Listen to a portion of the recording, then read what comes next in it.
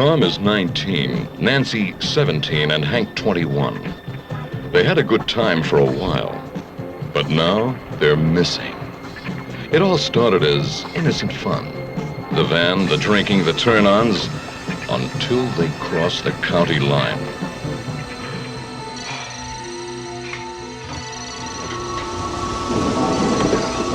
Whoa, how much did that guy? He was carrying something. Did you see that? It's lucky I saw anything at all. Thanks for telling me, Nance. There's something creepy about that guy.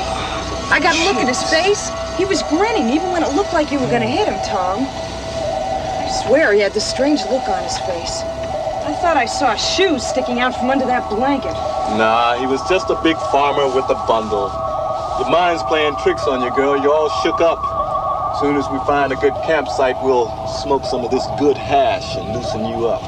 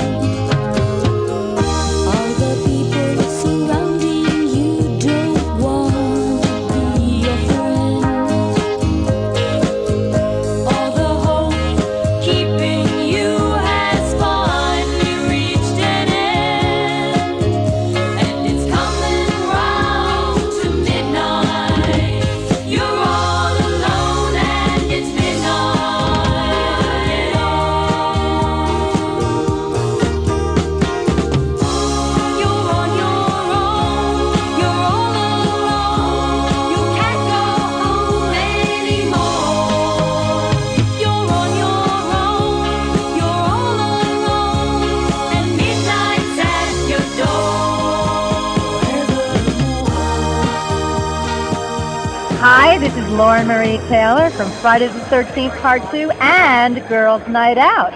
And you're listening to The Hysteria Continues. And indeed you are. Welcome back to The Hysteria Continues. This episode is 280. And we are... I'm trying to explain this basically. We're recording a little bit out of whack. So we're actually recording this before Your Next episode. So just mentioning that in case anyone does send in any feedback and we don't read it out, it's just because we are recording out of whack. And we're not joined today by Nathan, but he will be back for the next episode and hopefully tell us what he thought about Midnight. But the next episode being the previous episode. Yes, the next episode being Your Next, which is the previous episode. We're doing a lot of whacking off over here. Are you? Yes. Well, it's a good job it's not a video cast. But anyway, how are you, Nance? I mean, Erik. I'm on my own. I'm all alone. And that was the new single by Susie and the Banshees. Well, actually, I do have some interesting trivia on where that song came from and who recorded it. So you have to wait for the background section of the show. But Erik, I understand we have a new fan. We do. So my flatmate had a significant birthday. Well, it's tomorrow, but last night we went out for a meal with family and friends, and one of her nieces said that she loves the podcast. So hello, Annie Brennan, if you were listening to this episode of Midnight. And thank you for your kind words last night. I was really chuffed. Ah, well, wow. That is something. So thank you, Annie. Is it Annie Brennan or is that her? Annie Brennan. Mm-hmm. Okay. Well, thank you, Annie Brennan. So I hope you enjoy this episode as well.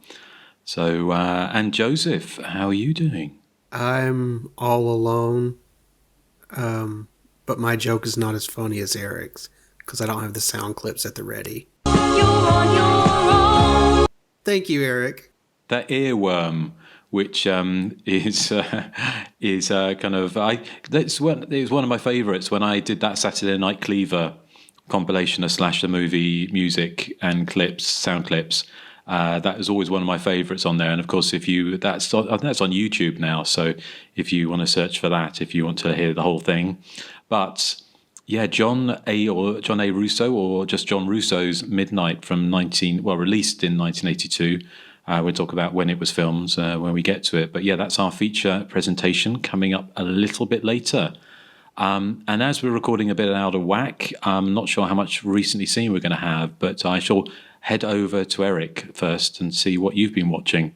Okay, well, the only thing I've seen this week is 88 Films have just brought out a new 4K Ultra HD Blu-ray of House on the Edge of the Park.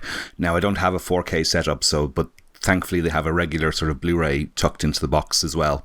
So this is the Ruggero Deodato film from 1980, 1979? It's kind of like a home invasion type film with David Hess and John Morgan as these sort of two lowlives who invite themselves to this plush upper class party in this big mansion, and they start doing terrible things to the people at the party, like rape and slicing them up and beating them up.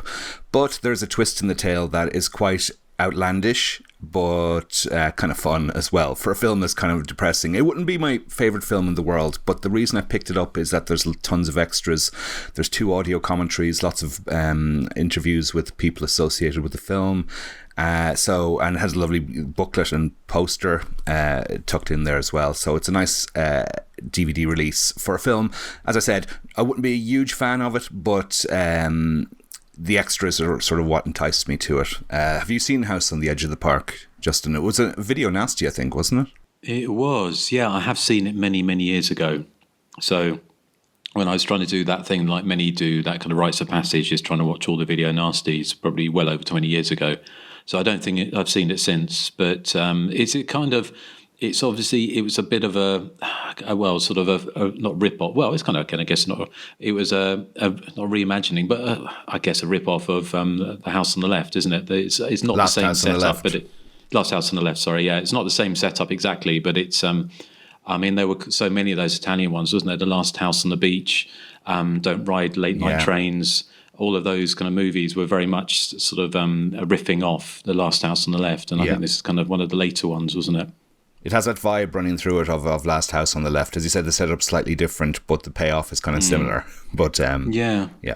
It'd be interesting to see. I mean, when I finally get, I won't go into the.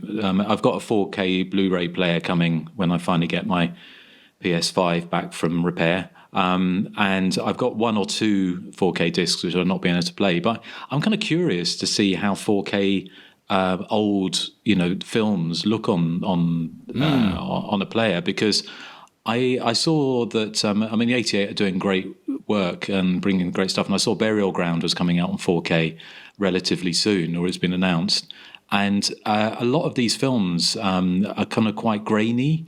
Like the original Friday the 13th, it's kind of their part of the charm is their kind of graininess to them. So I'm just curious about how much the 4K actually adds to the film. The impression I get is it adds a lot to newer films, but older films, I just can't imagine. Now, I don't have a 4K setup, as I said, so I have no way to test this theory, but I can't imagine they'd look too different in 4K to regular Blu-ray.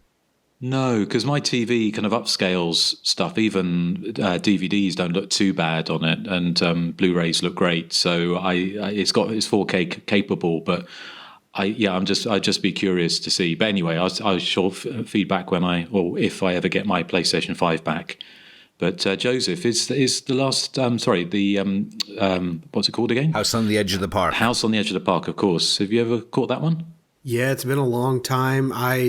Is there like disco music in this? Yeah, there's like lots of dancing at this party before things go south. I remember that stuff more than I remember all the heinous stuff, because I kind of blocked it out of my memory. But yeah, I haven't seen it in a while.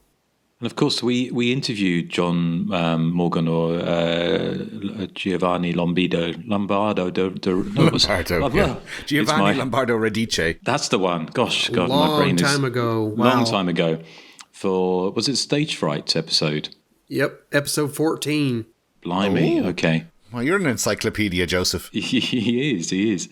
I get very tongue-tied today, but I am kind of Facebook friends with him for what that's worth. But he posted today, because obviously in these movies like Cannibal Ferox and this movie and the various others where he plays a real kind of scumbag kind of characters, but he's completely different. And today he posted a picture of him pushing his older looking dog around the supermarket buying groceries. So a complete completely different to the characters he played in those movies. But yeah, well, thanks. Let us know what the extras are like, Erik. Will do. Always like a nice package. Yes. So is that everything? That's everything I've seen. Yeah. Mm-hmm. Excellent. Okay, and Joseph, how about you? Well, if I time travel back and ask my past self if he's watched anything, he'll probably tell me no, and I'll have the same answer. So it's all very confusing, but I don't have anything. Well, no problem at all. I'm curious. I haven't gone to see it, but our cinema, now we have a cinema. Now we've moved. We have a cinema like 2 minutes walk away, which is fantastic. And they quite often do. My Spanish is kind of passable enough to probably watch a film in Spanish now, but they do sometimes show films like once a week. They show one of the films in English in original language with Spanish subtitles.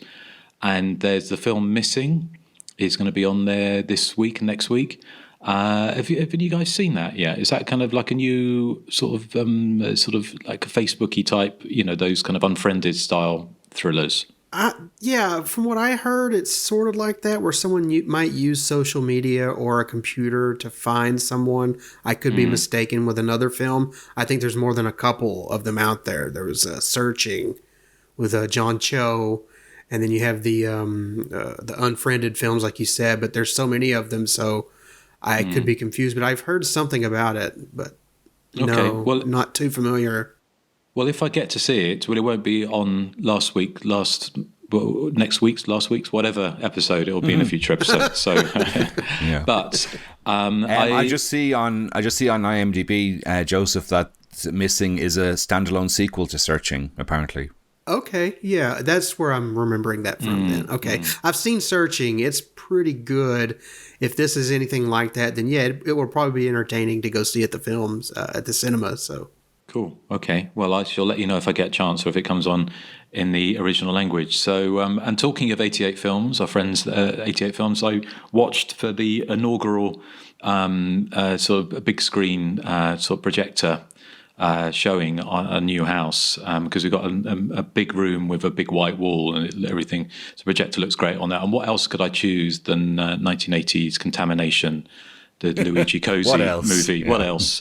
So the Italian 1980 rip-off of the Alien franchise, which with Ian McCulloch, not of Echo and the Bunnymen, but of Zombie Flesh Eaters fame, is along for the ride. And it's a lot of kind of lo-fi Italian sort of pretending to be American, good fun. So I'm sure that's one. Have we covered that on Patreon? I don't know if we have. I don't think so. It has one of my favourite lines of dialogue in a film, which is where, help, help, there's an egg in here. Which I think is a great line of dialogue. Yes.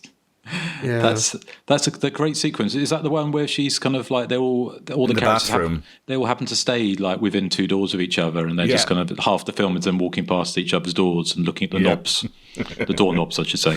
Yes. Yes. So, and you've seen Contamination, Joseph? Yeah, I have seen Contamination, and I should mention that Contamination will be picked on Patreon. I guess sort of soon. It is a listener pick, so it's coming. Awesome. Yeah. Love that movie. Good stuff. Spoiler alert, I love that movie. Well, let's see if you love this movie, Erik. This is coming onto our feature presentation, so here is the trailer for Midnight, if I can find the right button. Here we go. Hold there, fellas. Don't you make any foolish moves. Keep your hands visible. You reach for anything inside that bag, and I won't wait to see what you're reaching for. I'll just shoot. Maybe we'll drag them out in the woods one at a time. Question them separately. Good idea.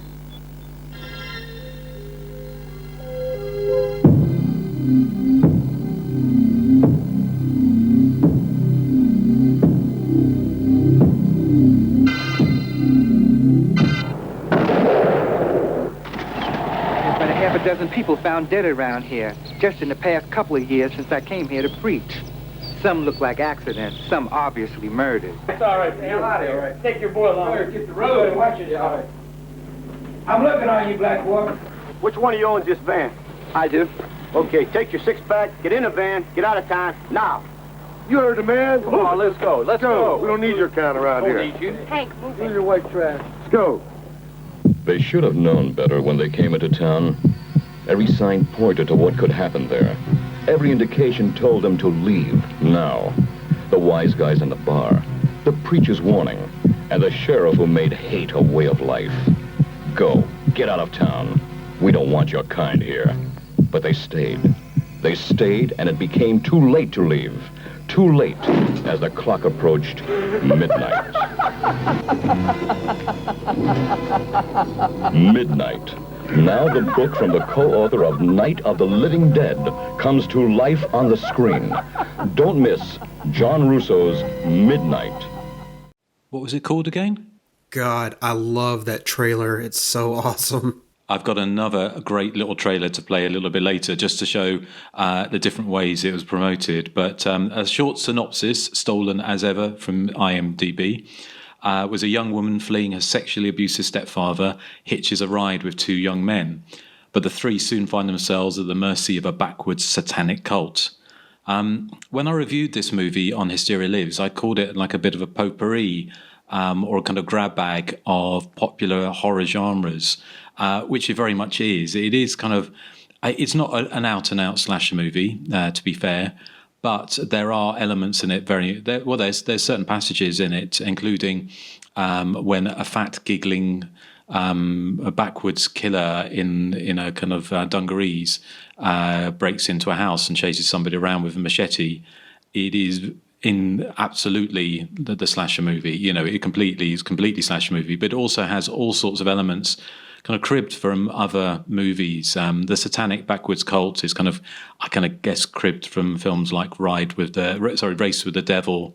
You've also got you've got the whole thing of people going into crossing county lines and running afoul of the law, which of course films like Shallow Grave from 1987 and a whole load of 70s exploitation movies like the Macon County Line. I can't remember the whole name of that one. But anyway, all of those films, it kind of cribs from there. And of course, it cribs very much from Night of the Living Dead, although there aren't any zombies in this. But John Russo, of course, worked with George A. Romero before they kind of famously fell out. But this film shares elements from everything from having scenes in the graveyard to burning bodies but most significantly, and I guess progressively, is the similarly to Night of the Living Dead, which of course famously had the first kind of black protagonist in a horror movie. This movie features a number of black actors in significant roles. Although, having said that, they do all die horribly, but that's kind of some kind of progression, I kind of guess. So it's for me, it's a movie that it's dog-eared. You know, it's certainly not. A lot of people watch it and just think it's kind of a cheap pile of rubbish or a cheap pile of trash. I mean, and I can see where they're coming from. I don't agree with it personally. I think it bundles a charm. It's a bit incoherent, but having said that, it's also quite clever. There's quite a few kind of sleight of hand moments going on in this. One of my favourites is right at the beginning when it starts with what you presume are kind of religious zealots, which turn out to be religious zealots, but chasing down this young girl, which they accuse of being a demon, and they have this kind of mother and her children, and she gets them to kill this girl because she's a demon. Bizarrely, it turns out that they're not kind of religious Christian fanatics, but they're Satanists. But quite why they want to kill the girl for being a demon is never really explained. But there's also some other clever sleight of hand, including kind of switcheroos with characters that you think are one thing but turn out to be something else completely. In the case of this movie, where two of the family members have killed some cops and wear their uniforms and pass themselves off as cops. So there's kind of quite a few clever things going on here, and of course it's based off the in inverted commas, because it said in all of the advertising of this movie, the best-selling novel by John A. Russo. Got a fair bit of background on this one. I kind of, there's a lot of fun to be had. It's a bit incoherent, it's a bit jumbled, and the low budget shines through more than once. Having said that, it's a film I could watch over and over. I think it's got oodles of charm. It's got that early 80s feel. It's one of those kind of slasher movies or horror movies that have that kind of chilliness of that early 80s, where everything has still got that 70s beige to it, which in this is exacerbated by the fact that it's shot around Pittsburgh in the wintertime. So everything looks cold. It's not snowy. It's not a Christmas movie, but everything is greys and beiges and browns. Everything looks freezing cold. Everyone's in puffer jackets, and so it has that kind of that feel of like Blood Beat or any of those movies that are filmed. I mean, He Knows You're Alone. All those films filmed around the autumn, fall time, and through the winter, and it has that kind of that early 80s kind of look that I love. So yeah, it's not a perfect movie by any stretch, and again, it could be a stretch to call it a slasher movie because, as I mentioned, it's a movie that kind of is a grab bag of all sorts of horror genres. And we'll talk about how the movie was sold or missold to audiences coming up. But I'm curious to see what you guys thought of it. Erik, was this your first time watch for Midnight? No, but I hadn't watched it in a long time, so I couldn't really remember a huge amount about it. I have the DVD from Arrow Video that came out in 2011, I think it's 2011.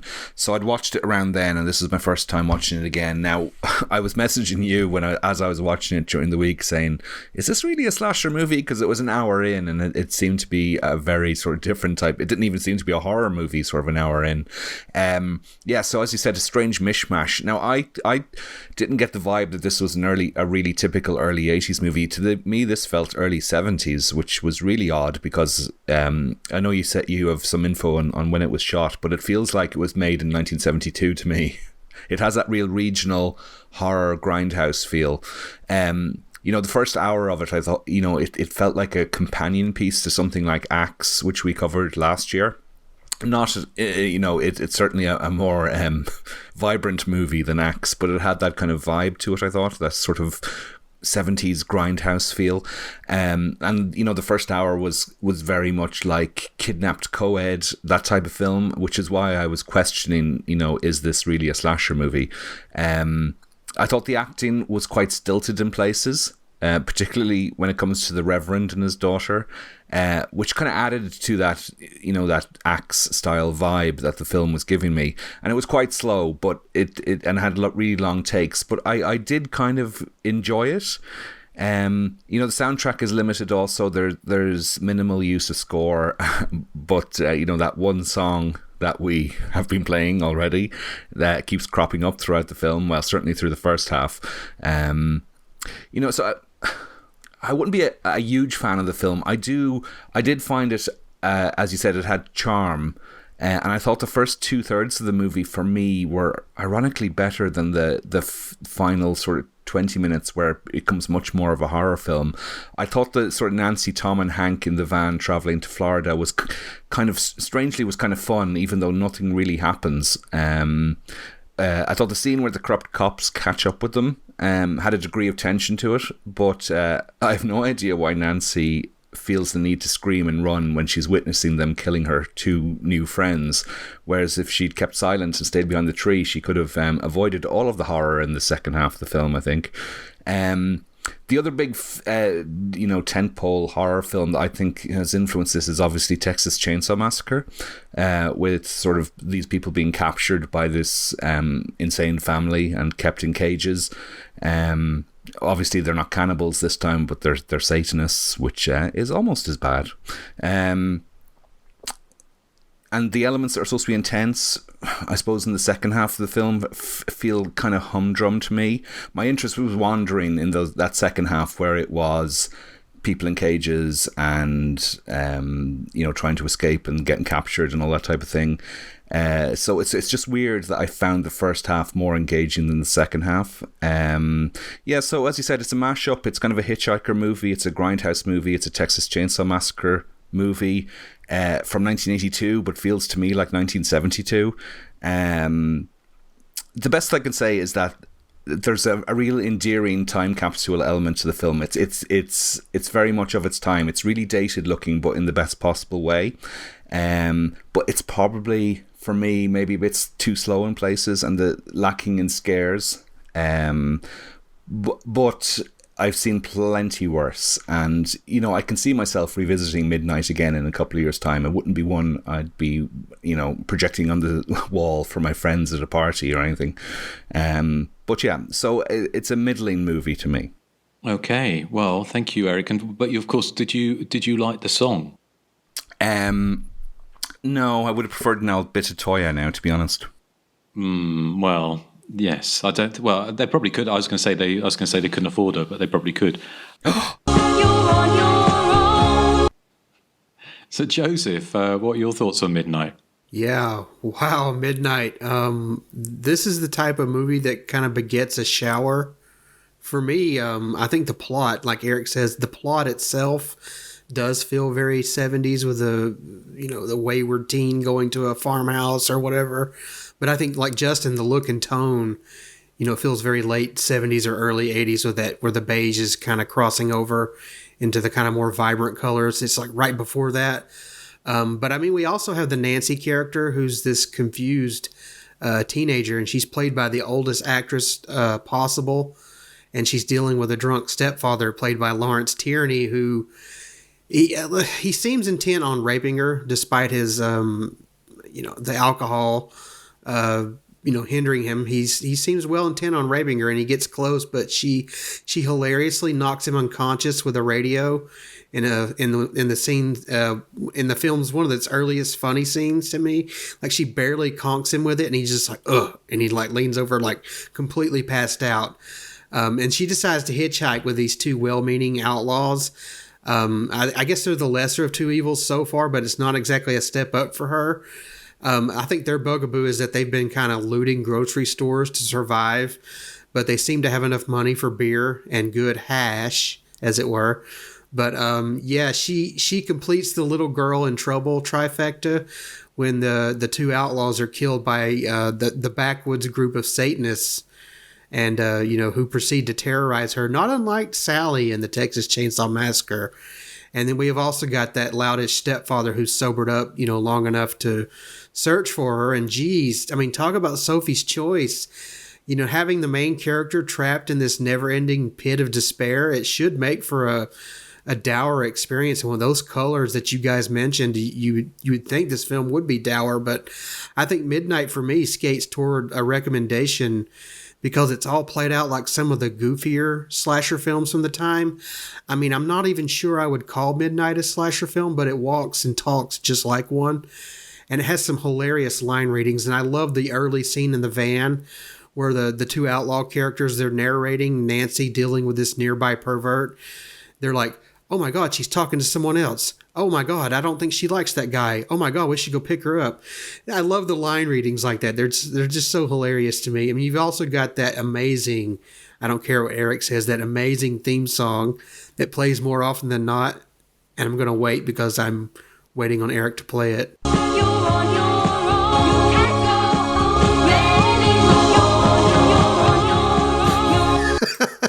There you go.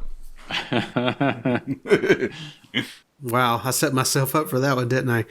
The film, I think, finally tips its hat more towards the kind of typical slasher movie thrills, I guess, in its final 15 minutes. But for me, I kind of like the build-up a lot more. I don't know, I just think it was this kind of right time, right place amalgamation of elements, like Justin said, that I think gives the film more charm than it should, be allowed with the... certainly with the ringer it puts its lead character through. But I guess I'm saying it works in spite of itself. So thumbs up for me. I mean, it's both cheesy and sleazy all at once, and I really can't ask for much more from a film from 1982. So yeah, thumbs up. Excellent. Well, thank you. I mean, did you think, that scene with the pastor and his daughter who live in the house next to the cemetery, by the look of it, that is pure slasher movie, isn't it? In that those 15 minutes are like, it could have been lifted from any slasher movie at the time. So it's kind of, that's why I think John Russo was kind of looking around at all the different elements. Because it's interesting the way the film was sold, because one of the posters sells it like one of those teens sort of accidentally stumble into the wrong county and get persecuted by the police. And then there's the other poster with the zombie, the ghoul drinking from a goblet of presumably blood, which misleads the audience into thinking it's a zombie movie. Which, of course, I can understand why they did that, because obviously his association with Night of the Living Dead. And there was a scene in the movie where you've got the comparisons to Texas Chainsaw Massacre, although, interestingly, John A. Russo says that he never saw Texas Chainsaw Massacre, which I find difficult to believe, given some of the other things I dug up about it. But he claims he'd never seen that movie. Again, I find it difficult to believe. But it does have that... Also, that kind of comparison with Psycho, doesn't it? With the mother, who's kind of the mummified corpse of the mother that the children are kind of worshipping. And at one point, they're decapitating and draining the blood of all these people to kind of basically make the desiccated corpse of their mother drink the blood to bring her eternal life. Yeah, I mean that's totally Texas Chainsaw Massacre. Well, the blur. I'm looking at the DVD sleeve I have here. Is that image of the kind of zombie holding the goblet, and the tagline is "When the dead drink the blood of the living." So it is totally selling it as a zombie movie. Yeah, the cover I always remember was the Vidmark label with the girl on the blades that are kind of like the clock hands, and she's naked.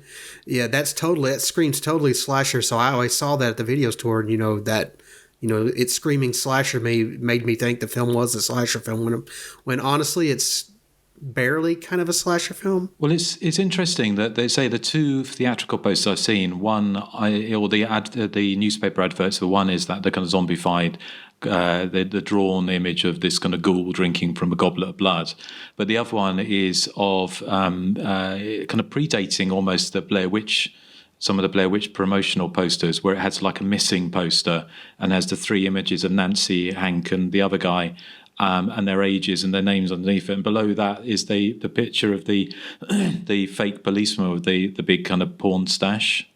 What do you call those? Erik will know what those are called. Handlebar moustache? Is it a handlebar moustache? It's like a big horseshoe, isn't it? Kind of moustache. But anyway. You've given a lot of mustache rides, you should know.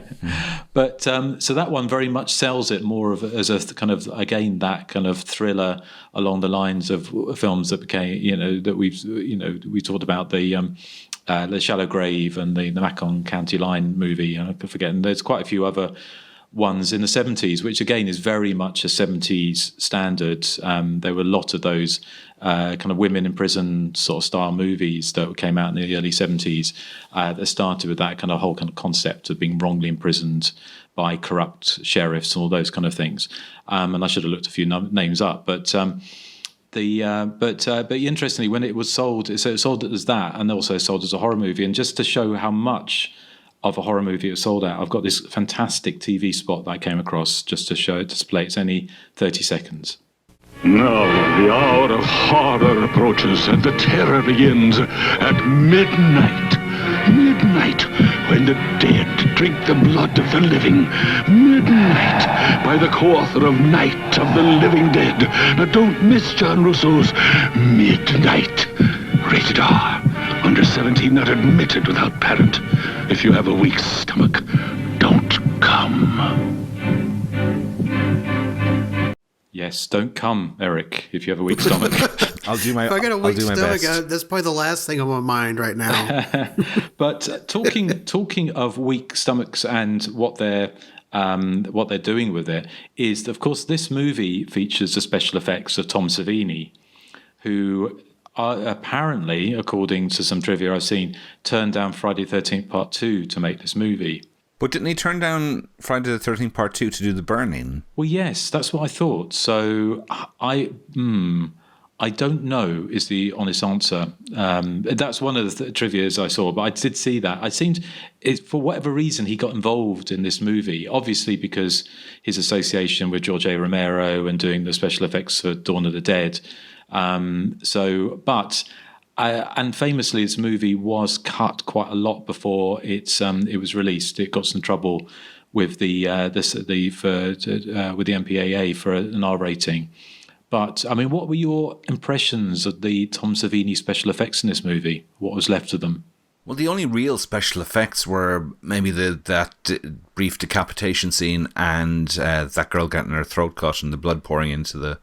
I suppose he probably did maybe did the makeup effects for the desiccated mother as well. But I mean, they don't scream Tom Savini to me personally, because he, you know, his I think his work around this time would be a cut above what we see in Midnight. So it doesn't strike me as being a Tom Savini effects showcase, if I'm honest. No, because I mean, if you look at some of the other films he's making, like Eyes of a Stranger, and when Warner Brothers accidentally released it uncut in Canada, I think it was, the DVD I've got, and I think it's possibly being re-released uncut now, and the special effects were pretty splashy, and I do wonder if there was more to it that were just cut out, or they paid him to come in to do a couple of days' work on something. Having said that, Tom Savini's not shy about coming forward, is he? And, you know, about saying if people claim that he worked on a movie he didn't, or to clarify how much work he did. I mean, infamously, the whole hoo-ha about whether or not he did special effects on Nightmares and a Damaged Brain,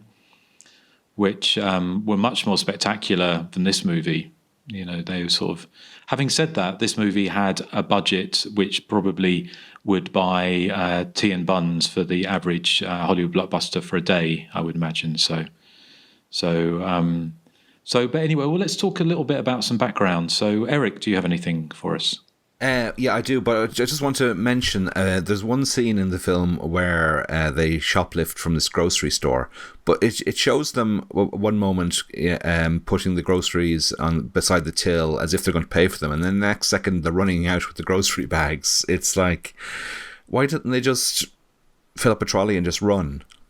Why do they bother going to the checkout at all? Maybe they were playing mind games with the clerk. But why does one character think there's a hyena in the woods of Pittsburgh, outside Pittsburgh? Do you remember the scene when it's like the giggling loon who's out there, and he thinks, is that a hyena? Although which kind of rivals that scene in Night of the Demon when they think an elephant might have taken their boat. Oh yeah, and also the other thing I want to point out before we go is onto background is. Was that the world's worst frisbee thrower we saw in this film? But they do a fantastic throw, don't they, when it goes behind the shed? Yeah, but other than that, it's a bit pants. They're terrible. The other, actually, before we go to background, one thing I just want to ask is only in... I can definitely see where you're coming from with the 70s Grindhouse feel to it, because it definitely feels like it has that. But it's just kind of it's strange that it has that thing with the Lawrence Tierney character, who is this would-be molester of his stepdaughter, and then he becomes her savior at the end. Yeah, I know. I that struck me as being kind of odd and very off kilter as well. Yeah, well, I've got a little bit of background on that particular, I mean, how it pertains to the way his character is ended in the film. So I read this on Instagram, but we'll get to that. Okay. Well, Erik, what background do you have for us? And then we'll come to Joseph. There's a booklet with my DVD written by Stephen Thrower. Actually, the cover of the booklet has that poster art you were mentioning, Justin, of where it makes it look like it's a missing poster. But inside, I've got some trivia from that. It said it started life in 1977 as a script called The Congregation, and then that was novelised by John Russo under the title of Midnight and published in 1980. The film was shot with a crew of 3 people, for most of it, and shot for $70,000 in the countryside northwest of Pittsburgh between March and October of 1980, and it was filmed under the title The Backwoods Massacre. Lachelle Carl, who plays the Reverend's daughter Sandra, she actually went on to have a career. She's an American actress based in England, and she's been in lots of Doctor Who episodes, but she's also the voice of Muck on the US dub of Bob the Builder. So Muck is a red dump truck in Bob the Builder, and she's the voice of the American version. So yeah, there we go. From humble beginnings. She was also, I saw she was in an episode of The Wednesday, the big Netflix series with Jenny Ortega. Oh, the recent one. All right. Yeah. Cool. Great to see that, you know. You wouldn't have imagined she'd have a career after watching this film. No. So Sam Sherman picked up the film for distribution via his company Independent International Pictures, but he asked them to reshoot the ending to make it less depressing and kind of more action-oriented. Tom Savini, who is alleged to have done the effects in this, was busy on Knight Riders at the time of the reshoots, so Russo himself did the effects for any of the reshoots at the end. It was released in May of 1982, but then re-released in 1985 under the alternate title, The Backwoods Massacre, which was its shooting title. In 1985, John Russo saw his novel Return of the Living Dead adapted into a film, of course, directed by Dan O'Bannon. Apparently, Russo's novel is quite different to O'Bannon's film. So, after the film came out, Russo then novelized O'Bannon's script of Return of the Living Dead. So he has 2 books called Return of the Living Dead, which I imagine have some kind of overlapping similarities, but were probably very tonally different. I haven't read either of them. He also adapted his book, The Majorettes, into a screenplay. It's a film I still haven't seen. Is it any good? It's a very strange movie because it starts off... It's kind of like this one. I mean, it starts off one way and ends up another. Yeah. It starts off as a slasher movie and then it turns into an action movie. Well, it was directed by Bill Heinzman, I'm not sure how you pronounce it, who was one of the actors in Night of the Living Dead. He was the cemetery zombie at the start, but he was also the stills photographer on Midnight. So that is all I have, Justin. Okay, well, thank you, Erik. Joseph, how about you? Well, I'm kind of going off memory on this because I can't seem to find where I read this, but I've not read the novel, which this film is based on. But apparently in the novel, Lawrence Tierney's character sees Nancy die, and you think he's going to rescue her, but the whole time he just wanted to make sure she dies, so he gets away with his secret. Apparently that's what happens. I could be wrong, but I read the reason why they changed it was because they wanted, they wanted a more upbeat ending because they thought it would get them an R rating, but they got slapped with the X rating by the censors anyway, so it didn't really matter if they changed the ending or not. But I'm kind of glad they did. If he would have gotten away with it, I would have been really pissed off, probably like Nathan level pissed off because his character's so gross. But speaking of Lawrence Tierney, I mean, he's kind of well known for playing those gruff types, and he was rumored. Well, I mean, it's kind of legendary actually. He was said to be quite the intimidating presence in real life. Nothing to the extent of his Midnight character's crimes, I don't think, at least not fully. We'll get to that, but there was an incident when he guest starred on an early episode of Seinfeld as the father of the Elaine character, and the cast and crew liked the character and how he played it, but he legitimately frightened them to the point where it was ultimately decided, it would be in everyone's best interest if he weren't brought back to guest star. Apparently, they found out that he stole a kitchen knife from Jerry's apartment set, and when Seinfeld asked Tierney about the theft, Tierney attempted to play it off as a big joke and began comically kind of reenacting the psycho shower scene with Jerry Seinfeld kind of fearing for his own safety. He also apparently terrorized the crew on The Simpsons when he did a one-and-done guest spot on one of their Christmas episodes. He insisted reading his lines in a southern accent for some reason, which they had to talk him out of, and he also insisted that certain jokes be rewritten with other characters in the scenes, even though it would kill the joke. So they basically had to kowtow to him and do line reads while he recorded his bits, and then they had to kind of edit those bits out later, and it cost them a lot of money and time. And apparently when he arrived at the set of The Simpsons to do line reads, and this is what I alluded to earlier, he hit on the casting director the minute he arrived for the line reads, and possibly in an overt manner, it didn't really say, but he also didn't like one of The Simpsons writers because he said he dressed like a baseball player.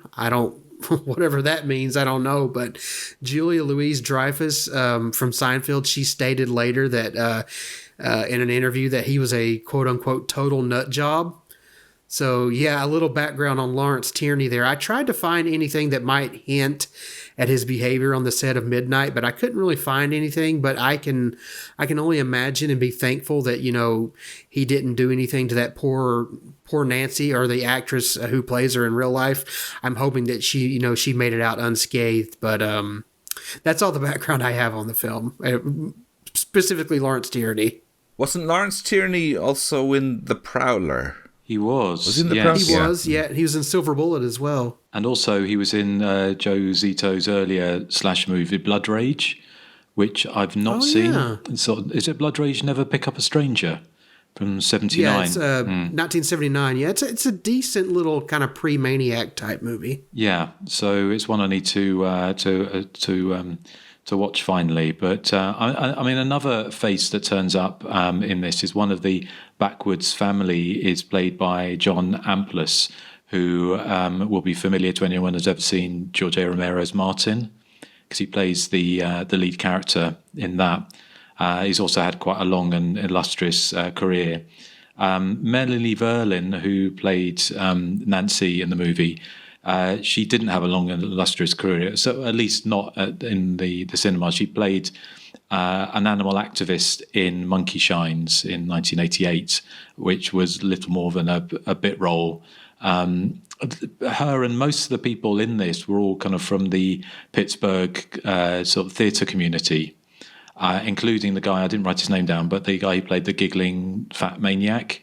He was a kind of actor, director, who was quite well known in the kind of the Pittsburgh theatre community, which is quite normal for these kind of low budget kind of regional horror movies. Interestingly, as you mentioned, I think it was either Erik or Joseph mentioned, I think it was you, Erik, saying that it was filmed for $70,000. John Russo originally claimed it was filmed for $200,000. Apparently, originally he wouldn't say what the budget was, but when he said in I found some interviews with him about the making this movie from local Pittsburgh press, and he did say that that originally it was made for $200,000. And he also said it had been made last year in 1981, but I think the dates are correct for the 1980 dates. Apparently it was shot over 6 months, which is a very long time, although that may include the reshoots. Because when you watch the film at the beginning, it has the 1980 in the Roman numerals date on it. So it definitely was originally done. It sat on the shelf for 18 months or so. And John Russo himself said it was because of the glut of horror movies that had come out in the early 80s that meant it couldn't find a distributor. So I imagine that he probably did the thing that everyone else was trying to do, is sell it as a negative pickup to one of the majors, which didn't happen. So eventually, as you mentioned, it came out in May of 1982. It didn't play its local area of Pittsburgh until September of 1982, but noted it's done good business in Florida, Michigan, Ohio, and Tennessee. It said when they were interviewing John Russo, they said he looked like he said the 43-year-old, as he was then, looked like a school teacher, and he says he once was, and met George A. Romero at university in 1957. He said originally his original adaptation of The Majorettes, or for the screen, fell through in 1972. It didn't get made until, was it 87, wasn't it? I think, or 86, 87. So who knows what it would originally look like before. So he said it was completed in 1981, but I think that's probably just to put off the scent that the film was already a good year and a half old. He said it was made with a small local crew, which literally was 3 people, so you can't get much smaller than that. And he said it was more. He said he was happy with how it turned out, and he'd become more interested in the genre recently, but wanted bigger budgets so he could be less exploitative, in his words. Now, the reason I don't necessarily believe, he hadn't seen Texas Chainsaw Massacre, which, of course, at the time when it came out, and it was on constant re-release throughout the 70s and early 80s.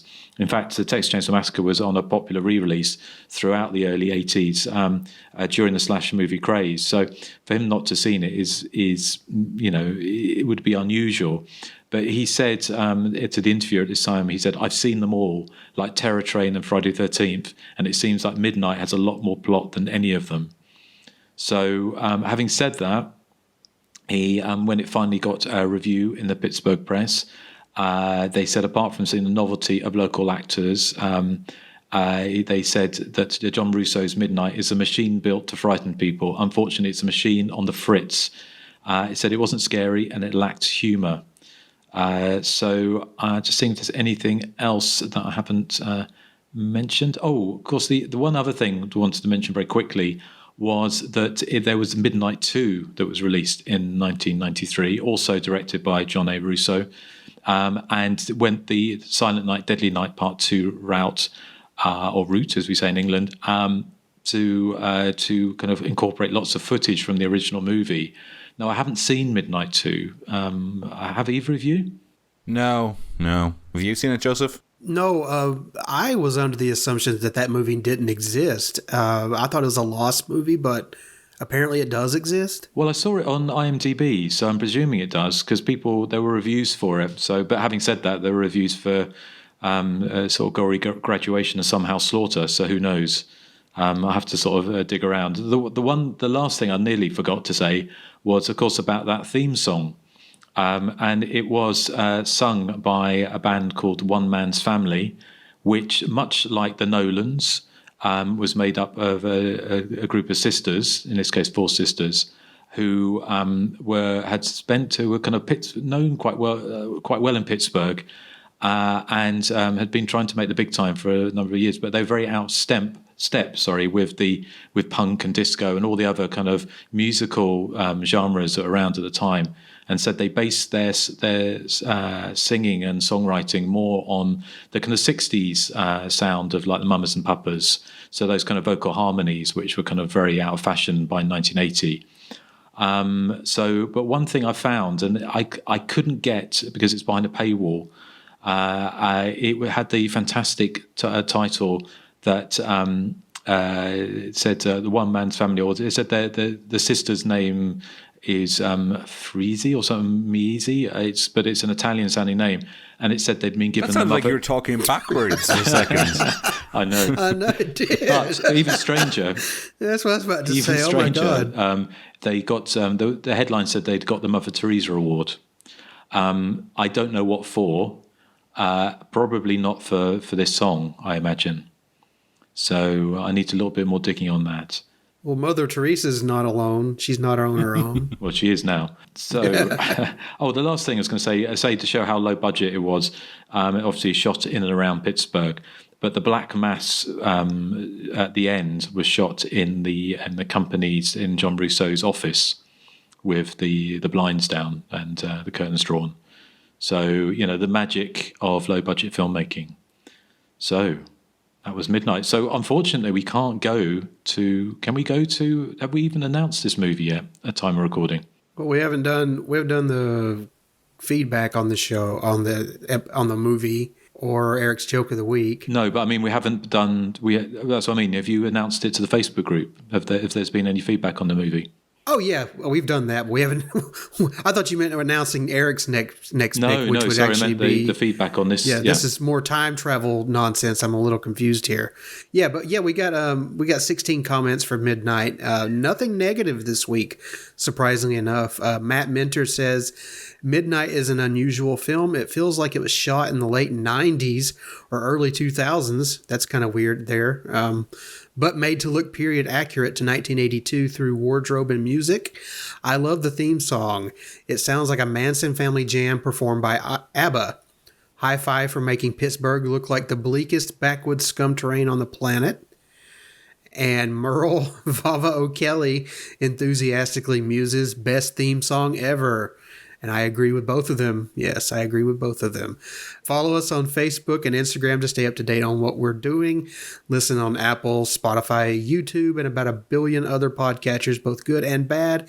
If you'd like to help support the show, join us on Patreon for a cavalcade of extra content, and some of it for as little as $1 per month.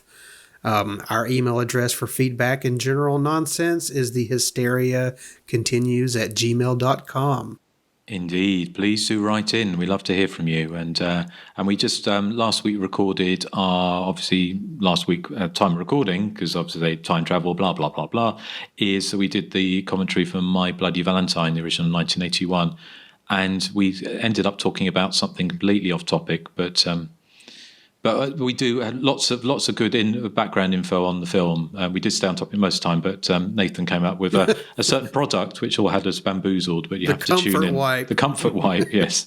You have to tune in to find out what happened with that. I still can't remember how on earth we got onto that topic. I have no idea. We'll have to listen back to find out. It shows up in the commentary. So for $5 a month, you can hear that. Yes. So, okay. But we pay you $5 a month to listen to this. It's my joke of the week. It's so freaking fantastic. Nancy was put into a cage but was told to remove her underwear first. It was a knickerless cage. It was a knickerless cage.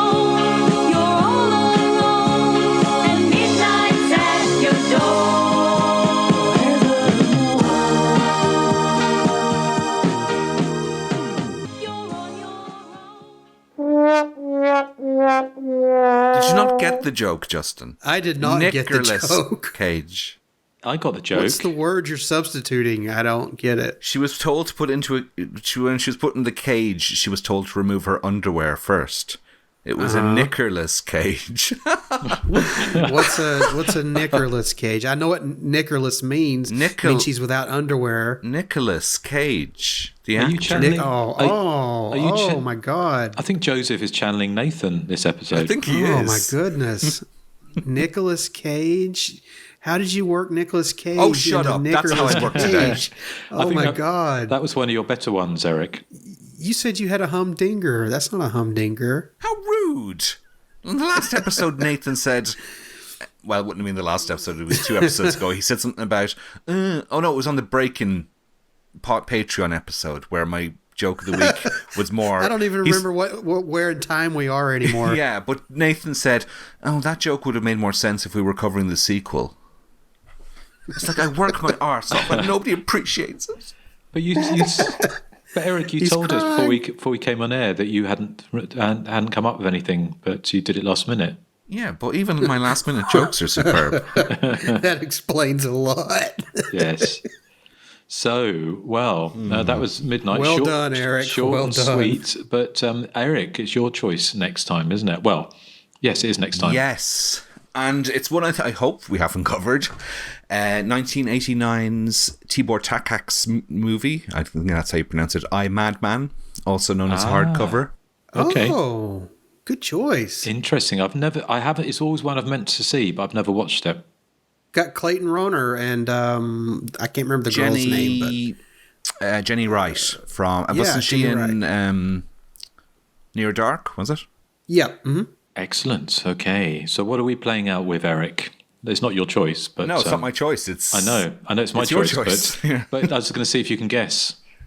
Oh, let me see. You're on your own. You're all alone. You can't go home anymore. Is it that one, or is it some song with Midnight in the title by Susie and the Banshees? Well, I was torn, but I think unless Joseph wants to do a little medley, but I was torn. I think we should play that out with the song by the One Man's Family. So we'll play out with those, and we'll catch you next time on Hysteria Continues, when we will be covering I, Madman, which new one for me. So I'm looking forward to seeing that. Thanks for listening, and say goodbye to the good people. What? Did you heard it too, Erik? I did, yeah. There was some kind of Skype glitch there, and you sounded like this. Say goodbye to the good people. What, sound like Emo Phillips? You did a bit. Yeah, a little bit. How strange. Well, unfortunately, it wouldn't have picked up on my end, as it were. No. So, which is a shame. Bye. Bye. All right, bye-bye.